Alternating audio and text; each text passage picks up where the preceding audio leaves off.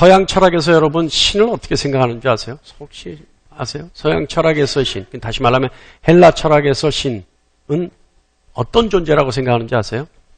헬라 철학에서 신은요, 그 신 자체는 어떤 누구에게도 간섭받지 않는다라고 생각합니다. 신이란 존재는. 그리고 신은 어떤 누구에게도 간섭받지 않기 때문에 세상 어떤 것에도 간섭하지 않는다라고 얘기해요. 헬라 철학에서 신은. 이 말은 무슨 의미냐 하면 신은요, 세상과 구별되어지기 때문에 세상으로부터 간섭받지도 않을 뿐더러 세상 일에 간섭하지도 않는다. 설사 그 신이 세상을 만들었다 하더라도, 세상을 만든 신이라 하더라도 세상의 운행 법칙과 도덕적 법칙을 만들어서 자동적으로 돌아가게 할 뿐이지 더 이상, 그것을 끝으로 더 이상 세상에 관여하거나 세상 일에 간섭하지도 않는다. 그러니까 그러므로 신은 인간을 비롯한 모든 것에 어떤 것에도 간섭받기를 싫어합니다. 헬라 철학에서의 신이 그래요. 그리고 신은 인간이 힘들어하는 것들 원하지 않기 때문에 인간을 괴롭히지도 않아요. 그리고 인간 일에 간섭하지도 않고 인간 일에 관여하지도 않는 존재다. 단지 신은 자존을 위해, 자기 스스로를 위해 행복하기만 원할 뿐이다. 그런 존재가 신이다. 헬라 철학에서 신에 대한 개념이 그래요. 신이란 그런 존재다. 그렇기 때문에 서양에서 서양 철학의 신이란 존재는 인간들은 자신의 일을 자신들이 결정하고 행동하고 그리고 스스로가 책임져야 되는 것이다 라고 얘기합니다. 그것이 서양 철학에서 신에 대한 개념이고 인간과 신의 관계가 그래요. 그러니까 신은 절대 자존의 행복만 생각하는 존재지 인간 세상, 이 세상에 관여하거나 간섭하기를 싫어한다. 그리고 스스로도 간섭받기를 싫어한다. 그러니까 전혀 별개의 존재. 그러니까 인간은 스스로 행할 일을 스스로가 결정하고 행동하고 그 책임까지도 인간이 져야 된다. 그것이 서양 철학에서 생각하는 신에 대한 개념입니다. 자, 옛날에 기독교를 여러분, 우리 옛날 어르신들은 뭐라고 얘기했는지 아세요? 기독교를? 서양신을 믿는 종교라 그랬어요. 서양신을 믿는 종교. 그죠? 그러니까 더 심하게 하면 서양귀신 믿는 종교다. 기독교인들은 뭐예요? 서양신을 믿는 사람들이 기독교인들이죠. 그죠? 그런데 조금 전에 우리가 얘기했던 서양 철학이 생각하는 서양 철학의 생각으로 신을 봤을 때 우리 옛날 어르신들이 했던 얘기는 다르죠. 틀리죠. 전혀 틀리죠. 왜냐하면 서양 철학의 신은 어때요? 신에 대한 개념은 인간 세상과 전혀 관계가 없이 별개의 문제로 생각되어졌는데 기독교에서 생각하는 신, 다시 말하면 우리 하나님은 어때요? 우리 하나님은요, 기독교에서 얘기하는 하나님은 어떤 분이냐면 신이 만든 세상, 그러니까 하나님이 만든 이 세상 하나님이 만드신 의지대로 보존되기를 원하시는 분이 하나님이셔요. 그러니까 아까 얘기했던 서양 철학이 얘기한 신과는 다르죠. 전혀 달라요. 그리고 그 하나님은 하나님이 의도대로, 창조하신 의도대로 보존되기 위해서 하나님이 만든 이 세상에 어떤 일에든 개입하시고 간섭하기를 원하세요. 그것이 기독교, 우리가 얘기하는 하나님의 속성이에요. 하나님은요, 하나님의 의도대로 보존되기 위해서, 그 보존하기 위해서 인간을 만드셨어요. 그리고 인간에게 위임한 세상 일을 위해서 인간의 일에도 하나님이 간섭하시고 개입하기를 원하세요. 그것이 기독교가 얘기하는, 우리가 얘기하는 하나님입니다. 자, 하나님이 창조하신 그 모든 만물을 하나님의 의도대로 보존되기를 원하시고, 보존하기 위해서 하나님은 일일이 개입하시고 간섭하시고, 또 그것을 보존하기 위해서 위임한 인간들의 일조차도 하나님이 개입하시고 간섭하기 원하시는 것. 그래서 간섭하시는 것. 이것을 뭐라고 얘기하냐면 섭리라고 얘기합니다. 그러니까 하나님의 섭리. 그러니까 하나님이 창조하신 의도대로 이 온 피조물들이 그대로 유지되기를 원하시고, 의도대로 유지되기를 원하는 거예요. 의도대로. 하나님 창조하신 의도대로. 그리고 창조하신 의도대로 유지되기를 위해서, 보존되기를 위해서 하나님은 인간을 만드셨고, 그 보존하는 일에 대해서 하나님이 능력 주시고 위임하셨어요. 그렇기 때문에 하나님은 그 인간에게도 하나님의 의도와 뜻이 유지되고 보존되기 위해서 일일이 개입하시고 간섭하기를 원하시는 거예요.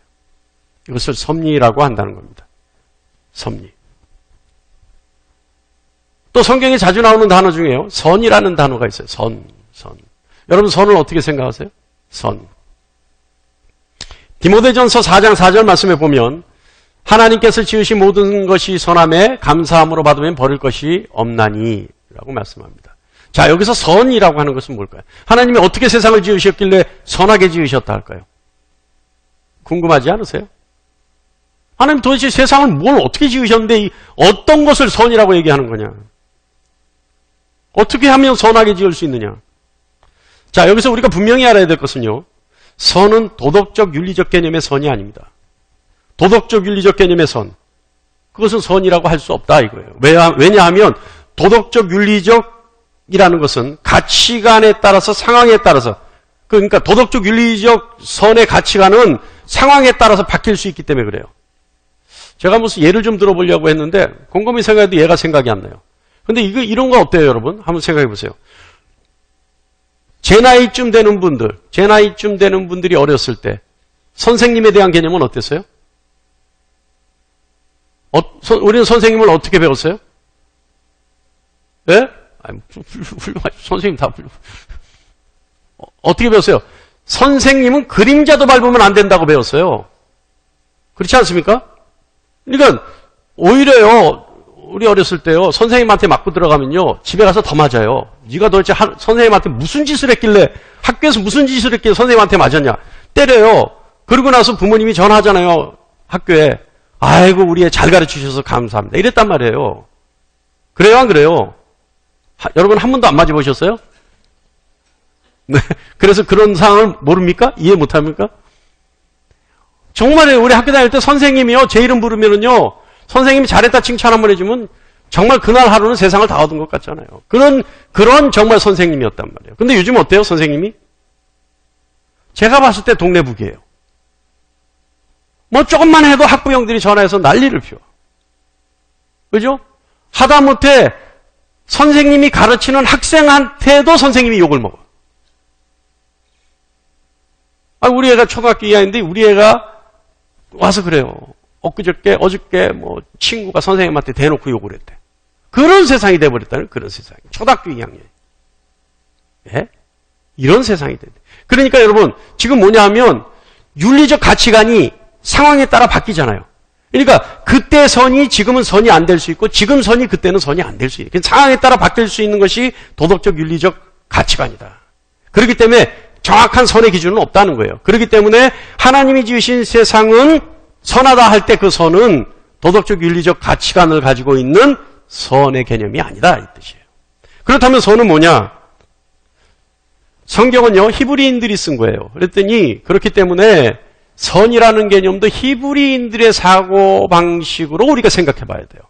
히브리인들의 사고 개념에서의 사고 체계에서의 선은 뭐냐면 하나님의 의도한 대로 재구실을 잘 하는 것, 이것이 선이에요. 그러니까 하나님이 의도하신 대로 맡은 바 그 역할을 충실히 제대로 하는 것, 완전하게 하는 것, 이것이 선이에요. 이해하십니까? 그것이 선이라는 거예요. 여러분 반대로 악은 뭐예요? 하나님이 창조하신 의도대로 제 역할을 제대로 하지 못하는 것이 악이에요. 막 혼란스럽습니까? 할렐루야. 아멘 하시면 돼요. 아멘. 예. 그러니까 선이라고 하는 것은 하나님이 창조하신 그 의도 그대로 하나님의 뜻대로 그대로 제 역할을 제대로 하는 것.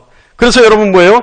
하나님이 창조하신 세상이 선하다라고 하는 것은 하나님이 창조하신 세상이 하나님이 창조하신 의도대로 제 역할을 잘 감당할 수 있도록 하나님이 완벽하게 만드셨다는 것이 하나님이 만드신 세상이 선하다는 거예요.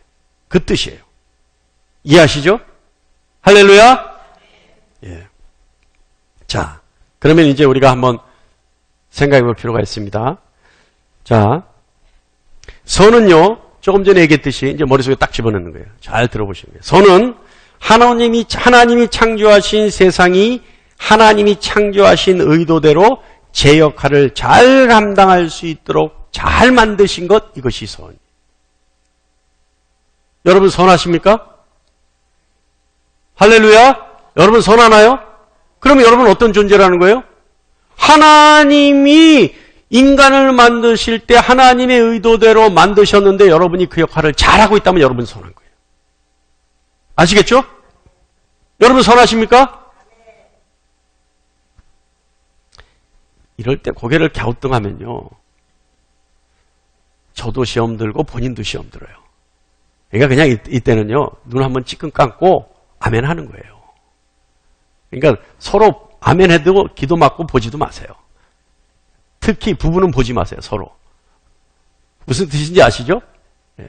여러분 하나님이 창조하신 의도대로 여러분이 그 역할을 잘 감당하고 있는 선한 분들 맞지요? 억지로 할렐루야. 예. 자, 그렇다면 아까 우리가 섭리를 들었잖아요. 섭리. 자, 이제 그게 선이에요. 이제 머릿속에 쏙 들어갔어요. 자, 그럼 섭리는 뭐냐? 아까 우리가 얘기한 대로요.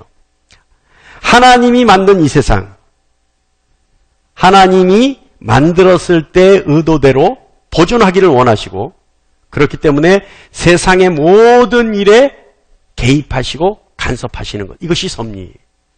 자, 이제 머릿속에 다 들어왔죠? 선의 개념과 섭리의 개념이 다 들어와 있죠? 자, 그렇다면 다시 말하면 잘 들어보세요. 하나님은 선을 위해 섭리하신다라고 얘기할 수 있어요. 간단하게 줄여서 얘기하면. 자, 이거 풀이하면 뭐예요? 선이 뭐였어요? 하나님은 선을 위해 섭리하신다. 이 말이 맞아요, 안 맞아요? 이해하세요? 못하세요? 자, 하나님은 선을 위해 섭리하신다. 이걸 풀이하면 하나님은 창조한 의도대로 모든 피조물이 제 역할을 잘 감당하도록 잘 만드셨고 그 역할을 제대로 하기 위해 보존하시기 위해 하나님은 세상 일에 일일이 개입하시고 간섭하신다. 이 말이 하나님은 선을 위해 섭리하신다. 이렇게 줄여서 할 수 있단 말이에요. 이해하시죠?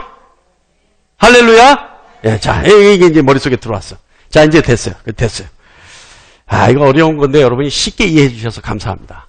역시 여러분은 성령 하나님의 지혜의 영이 충만하신 분들입니다. 할렐루야. 예. 자, 이제 갑니다. 오늘 본문 말씀을 보면 오늘 본문 말씀은 거의 완벽하게 섭리를 증언하고 있어요. 오늘 본문 말씀이. 자, 7년 풍년 47절입니다. 7년이 풍년이 있고 그 후에 7년의 흉년이 있어요. 54절 보면. 그러니까 7년 풍년이 있고 7년 흉년이 있어요. 여러분 생각해 보세요. 이게 저절로 일어난 일일까요? 아니 세상 법칙이 아무리 인간의 힘으로 어찌할 바를 모르고 어찌할 도리가 없다 하지만 7년 연속해서 풍년이 들고 7년 연속해서 흉년이 들 수 있다? 이거 가능한 일일까요? 예를 들어서 이것이 뒤바뀌어서 7년 연속해서 흉년이 들고 7년 연속해서 풍년이 들면 어떻게 됐을까요? 7년 연속의 풍년이 아무 의미가 없죠. 7년 연속 흉년 들어서 다 죽어버렸을 거니까. 그렇잖아요? 자, 이게 그냥 저절로 된 일은 아니다. 그렇다면 이것은 반드시 하나님의 목적을 위한 섭리가 있었다. 더 정확한 것은 요셉이 두 아들의 이름을 지었는데 그것이 섭리예요. 뭐냐면 첫째 아들은 므낫세예요. 이름이 므낫세인데 이 므낫세의 이름이 뭐냐면 하나님이 내게 내 모든 고난과 내 아버지의 온 집을 잊어버리게 하셨다. 어떻게 해요? 하나님이 나에게 뭔가를 하셨다라는 거예요. 그래서 그것이 므낫세라는 거예요. 그 이름의 뜻이에요. 므낫세의 이름의 뜻. 그러니까 하나님이 나에게 뭔가 엄청난 일을 하셨다. 나중에 이제 풀겠습니다. 엄청난 일을 하셨다. 이것을 인정했다. 이게 뭐예요? 요셉이 하나님의 섭리를 인정했다는 거예요. 자, 그 다음에 또 하나 에브라임이에요. 에브라임.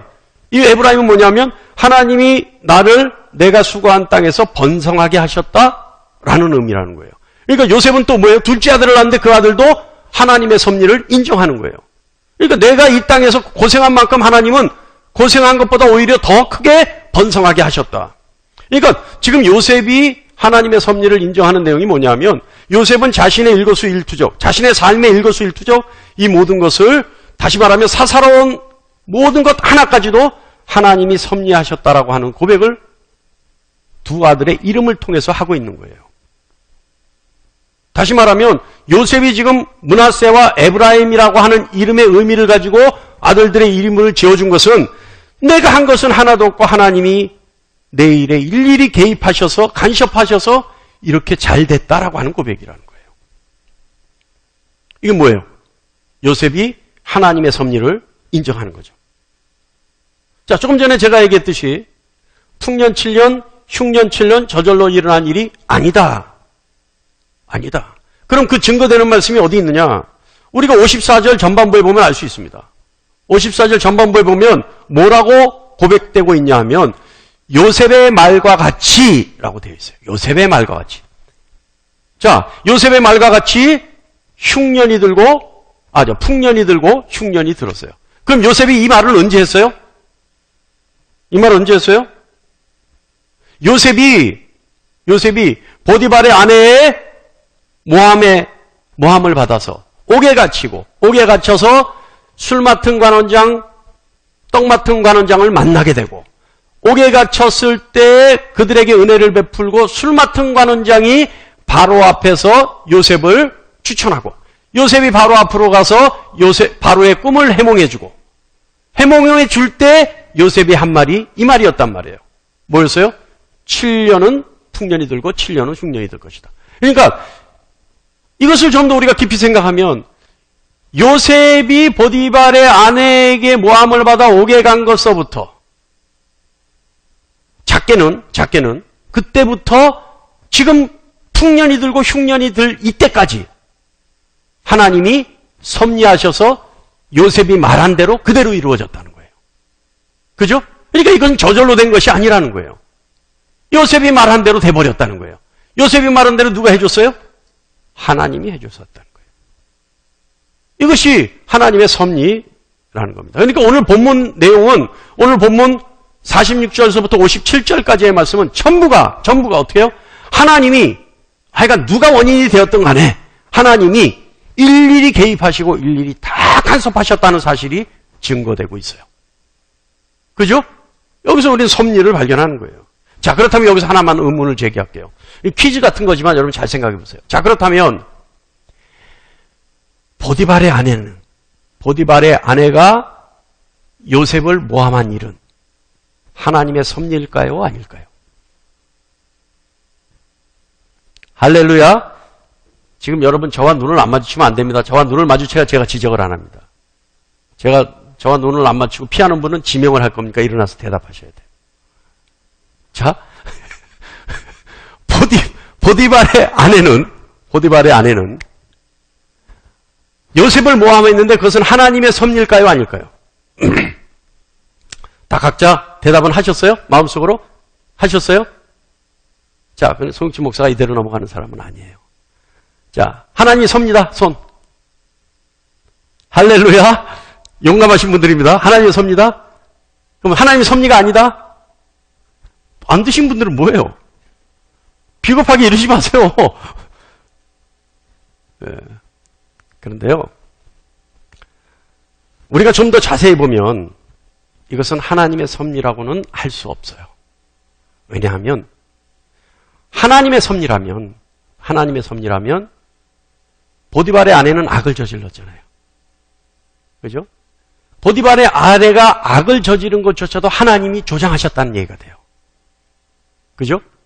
이것이 하나님의 섭리라면 보디발의 아내는 악역을 했다는 거예요. 악역을 하도록 하나님이 섭리하셨다는 거예요. 그럼 이건 너무 가혹하잖아요. 그럼 그 하나님은 악을 창조하시는 분입니까? 우린 그렇게 생각할 수 없어요. 그렇다면 보디발의 아내는 왜 요셉을 모함했느냐? 그것은 인간이 악하기 때문에 그래요. 왜 악했느냐? 그 증거가 39장 6절 말씀에 있어요. 뭐냐 하면 창세기 39장 6절 말씀에 다 같이요. 시작. 요셉은 용모가 빼어나고 아름다웠더라. 여러분이 성경을 많이 읽으셔서 알지만 39장 6절 이 말씀 다음에 나오는 7절 말씀이 뭐냐 하면 보디발의 아내가 요셉을 유혹하려고 눈짓했다는 거예요. 그러니까 요셉을 유혹하려고 눈짓했던 보디발의 아내의 마음이 뭐였어요? 요셉의 용모가 빼어나고 아름다웠기 때문에 마음을 빼앗겨버렸던 거예요. 이해하십니까? 그러니까 원인은 뭐예요? 보디발의 아내가 요셉을 유혹하고 모함하게 된 원인이 뭐예요? 요셉이 용모가 빼어나고 아름다웠기 때문에 그랬다는 거예요. 이해하시죠? 그렇기 때문에 요셉의 용모 때문에 보디발의 아내가 유혹했다고 이해하는 것이 맞습니다. 그런데 하나님은 그 보디발의 아내가 저지른 악조차도 하나님은 어떻게 해요? 하나님의 섭리로 선용해버리세요. 하나님의 섭리로.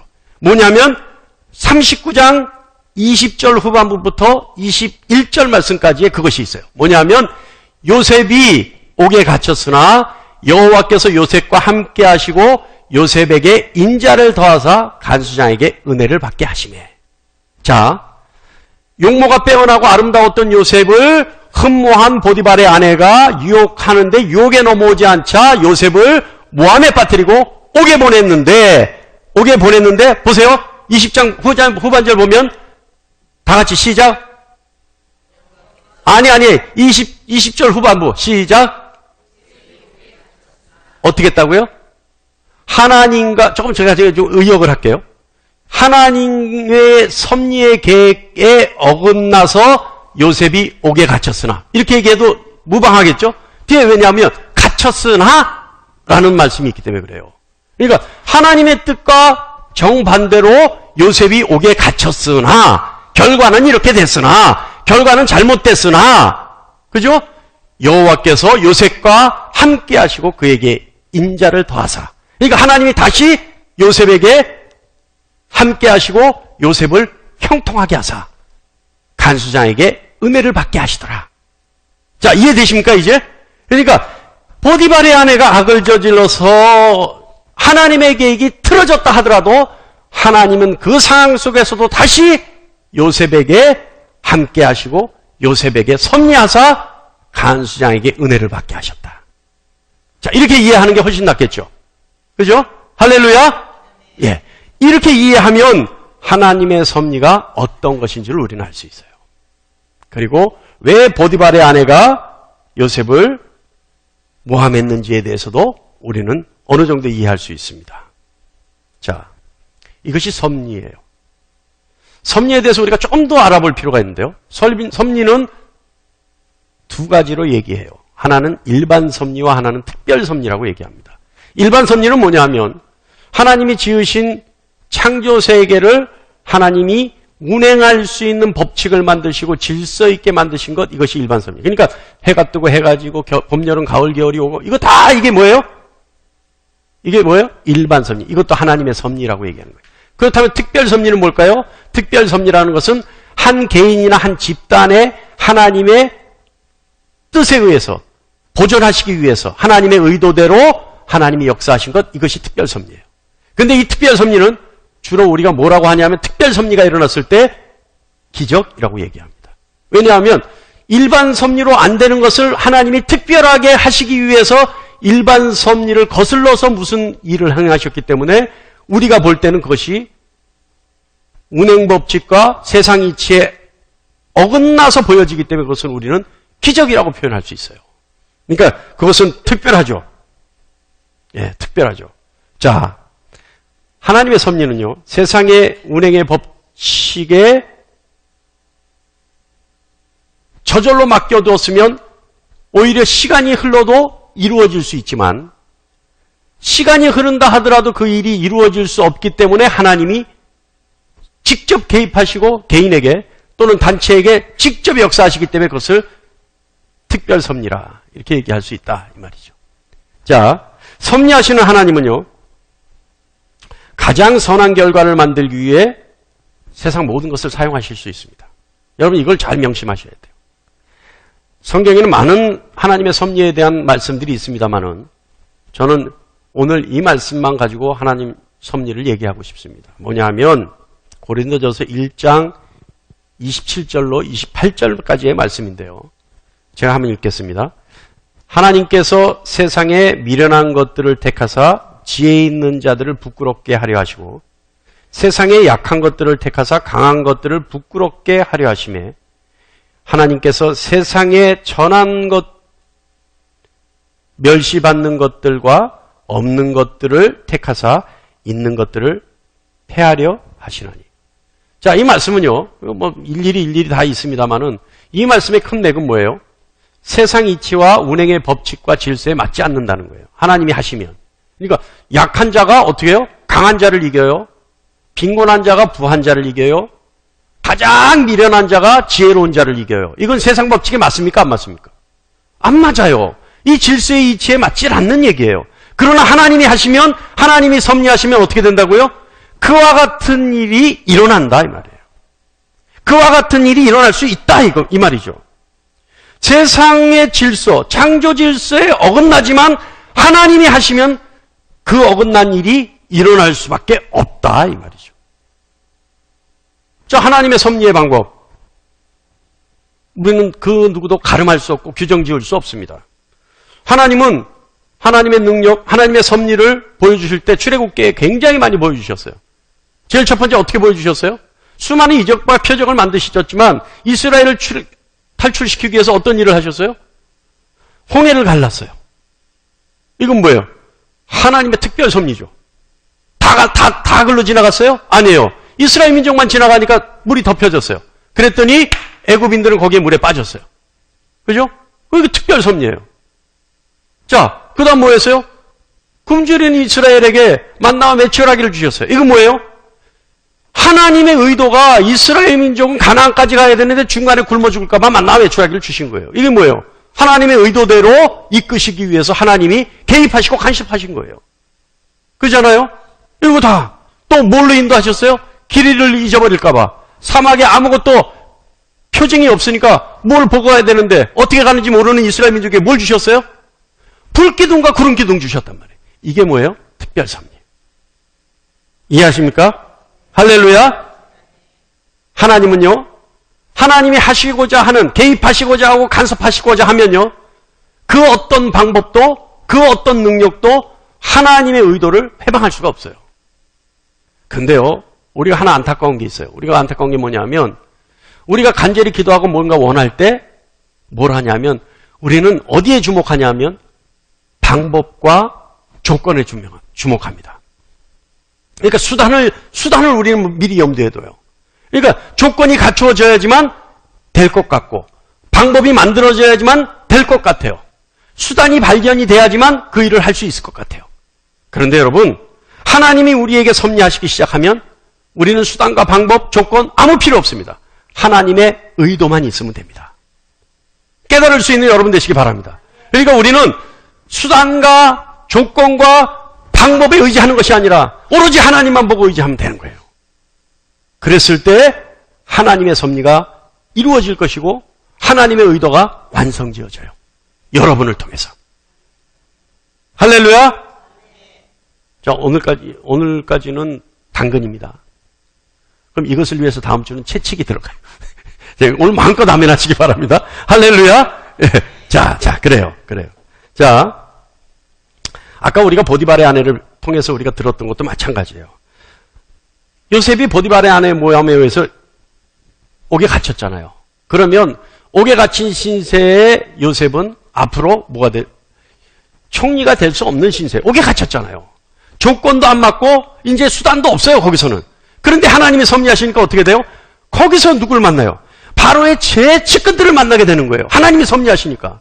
그러니까 옥에 갇힌 노예 신분의 요셉이 애굽의 총리가 되기까지는 너무 멀고 험난한 길에 놓일 수밖에 없었는데 하나님이 섭리하시니까 어떻게 돼요?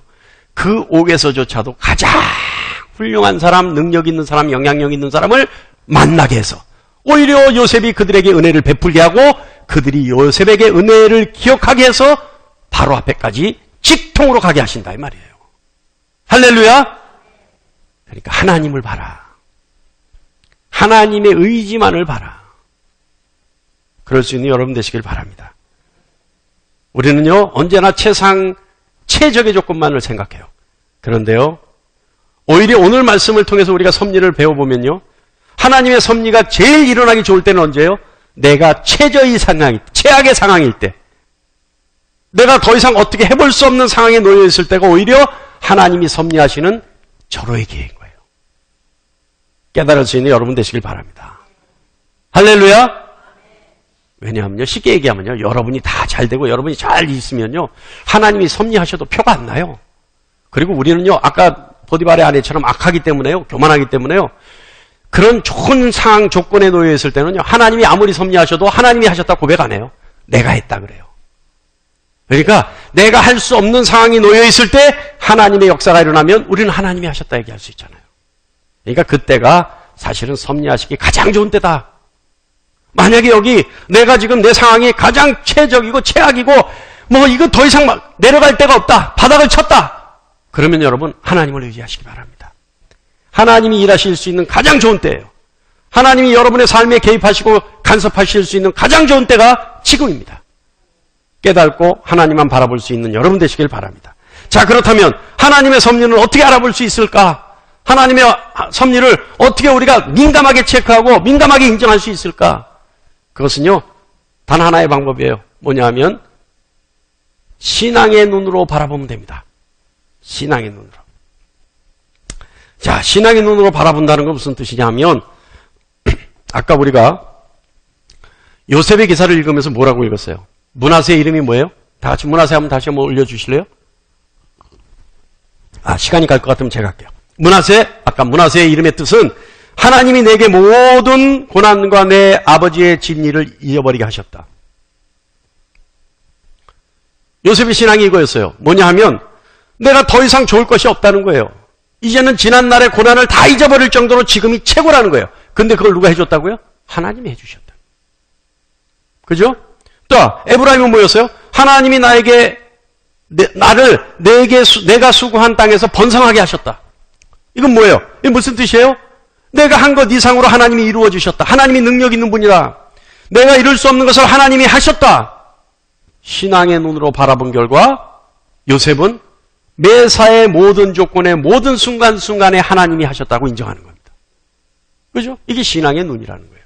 신앙의 눈으로 바라보면 하나님의 손길이 닿지 않은 것이 하나도 없다라고 고백할 수밖에 없게 된다는 겁니다. 토마스 아퀴나스가요, 나는 알기 위해 믿는다라고 얘기했어요. 알기 위해 믿겠다. 하나님의 섭리를 알기 위해, 하나님의 뜻을 알기 위해, 하나님의 간섭과 개입을 알기 위해 신앙의 눈을 가져야 한다.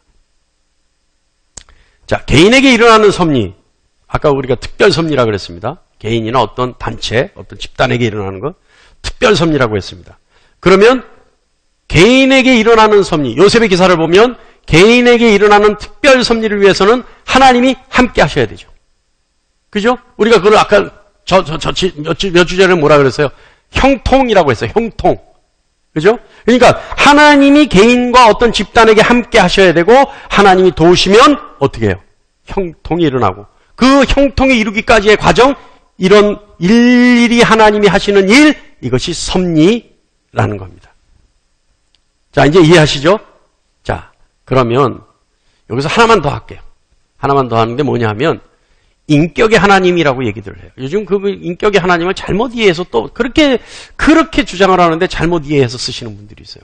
그러니까 어떤 분들이 이래요. 인격의 하나님을 만나기만 하면 확 바뀌어버릴 텐데. 인격의 하나님을 만나기만 하면 다 될 텐데. 자, 그 말하는 분의 생각하고 있는, 말하는 분이 생각하는 인격의 하나님이란 과연 뭘까? 저는 의문스러워요. 자, 여러분, 인격의 하나님을 만났습니까? 안 만났습니까? 여러분은 인격의 하나님을 만났나요? 안 만났나요? 할렐루야? 할렐루야? 여러분 인격의 하나님을 만났습니까? 안 만났습니까? 여러분이 인격의 하나님을 만나지 않았다면 이 자리에 있을 수가 없어요. 여러분이 인격의 하나님을 만났기 때문에 지금 이 자리에 앉아서 아멘 하고 있는 거예요. 여러분이 그 인격의 하나님을 만났기 때문에 여러분의 마음속에 믿음이 생기기 시작한 거예요. 여러분의 힘으로는 믿음이 생길 수가 없어요. 여러분, 하나님이 찾아오셔서 여러분을 만나주시고 여러분의 심령 속에 믿음을 주셨으니까 여러분 믿음이 있는 거예요. 그렇다면 뭐예요? 여러분은 이미 인격의 하나님을 만난 거예요. 그렇다면 그 인격의 하나님이라는 그 의미는 뭐냐?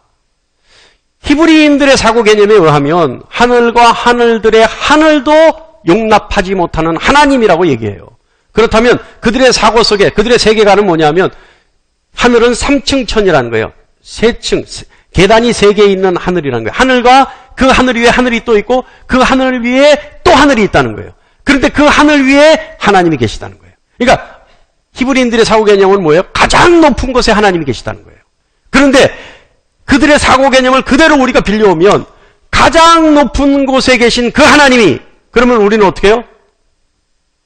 그 하나님을 볼 수가 없잖아요. 만날 수도 없잖아요.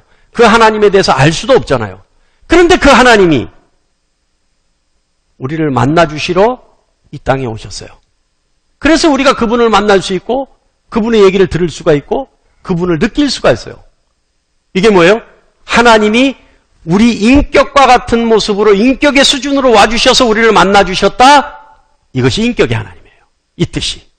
그러니까 높은 곳에 계신 그 하나님이 낮은 모습으로 낮춰서 미약한 나의 존재와 같은 모습으로 오셔서 나를 만나주시고, 그래서 내가 그분을 알게 되고 그분을 만나게 되고 그분을 느끼게 되고 그분을 배우게 된 것, 이 하나님이 인격의 하나님인 거예요. 이해하십니까? 그러니까 여러분 인격의 하나님 만났습니까? 안 만났습니까? 인격의 하나님을 만났으니까 성경이 나와 있는 거예요. 인격의 하나님을 만났으니까 여러분 이 자리에 있는 것이고 성경을 읽고 이해하는 거예요. 인격의 하나님을 만났으니까 여러분이 예수 그리스도를 주라 시인하는 겁니다. 할렐루야. 그것이 신앙이에요. 신앙. 자, 여러분은 이미 인격의 하나님을 만난 분들이에요. 자, 이제 말씀 줄입니다. 신앙이라고 하는 것은 십자가에 죽으신 예수 그리스도를 나의 주인으로 믿는 믿음, 이것이 신앙입니다. 그리고 예수님을 어떤 상황 속에서도 나의 구주로 믿는 것이 믿음입니다. 또한 주님이 내 죄를 대속하셨기 때문에 내가 주님과 함께 언제나 자유로울 수 있다라고 생각하는 것이 신앙입니다. 그래서 나의 자유는 세상의 어떠한 능력도 속박할 수 없다고 믿는 것, 이것이 신앙입니다. 쉽게 얘기하면 내 눈에는 예수 그리스도밖에 안 보이는 것이 신앙이에요. 예수 그리스도만 믿는 것이 신앙이에요. 그런데 그 예수님이 우리에게 가르쳐 주신 것이 있어요. 하나님을 뭐라 부르라고 하셨어요? 예수님이 아버지라 부르라 하셨어요. 자, 하늘과 하늘들의 하늘도 용납 못하는 그 하나님을 예수님 뭐라고 부르라고 했다고요? 우리 아버지라고 부르게 했다는 거예요. 그럼 그 하나님이 어떤 하나님이세요? 인격의 하나님이세요. 예수님은 당신 스스로를 우리에게 뭐라고 부르라 하셨어요? 형제요, 친구라고 하게 하셨어요. 그 예수님이 인격의 하나님이에요. 예수님이 성령 하나님을 우리에게 뭐라고 가르치셨어요? 우리를 인도하는 분이고 예수님이 가르치신 것을, 모든 것을 대생각나게 하고 기억나게 하고 깨닫게 하시는 분이라 가르치셨고, 우리가 하나님의 백성이 된 것을 보증해 주시는 그런 분이라고 가르쳐 주셨어요. 그래서 그 성령 하나님이 우리를 인도해 가시는 하나님이라고 가르쳐 주셨어요. 그럼 그 성령 하나님은 어떤 분이에요? 인격의 하나님이에요. 아버지 하나님과 우리 구세주 되신 우리 주인의 하나님과 예수님이죠. 그리고 우리를 인도하시는 성령 하나님. 그분이 다 어떻게 돼요? 인격의 하나님입니다. 여러분, 오늘 왜 이런 얘기들을 두서없이 열거하냐 하면, 여러분은 신앙의 눈으로 봐야지만 하나님의 섭리를 느낄 수 있다, 볼 수 있다, 알 수 있다라고 얘기했어요. 그러면 여러분이 신앙을 갖기 위해서는 인격의 하나님을 만나야 하고, 인격의 하나님과 동행해야 되고, 인격의 하나님이 나를 도와주셔야지만 신앙의 눈으로 섭리를 볼 수 있고 섭리 속에 들어갈 수 있어요. 이해하십니까? 할렐루야. 오늘 우리가 요셉의 이 기사를 보면서, 아, 세상의 모든 것은 그 어떤 것도 섭리에서 벗어난 일이 없구나, 우리는 알 수 있어요. 여러분은 하나님이 귀하게 생각하는 하나님의 자녀들입니다. 하나님이 여러분을 어떻게 생각해서 여러분을 귀하게 생각했던 증거가 어디 있어요? 저는 여러분 그런 생각 좀 항상 가지고 있었으면 좋겠어요. 하나님이 여러분을 정말 귀하게 생각한 증거가 어디 있어요? 십자가에 있잖아요. 여러분이 얼마나 귀하면 하나님이 십자가에 달려 죽기까지 여러분을 구하려고 하시겠어요? 그만큼 여러분은 귀한 존재라는 거예요. 그렇다면 여러분, 귀한 여러분이 인격의 하나님과 함께함으로 하나님의 섭리 속에 있게 하고 하나님의 섭리를 발견하고 하나님께 인정해드림으로 하나님이 기쁨을 이기지 못하게 하는 인격의 하나님과 동행하는 여러분 되시기를 간절히 축원합니다.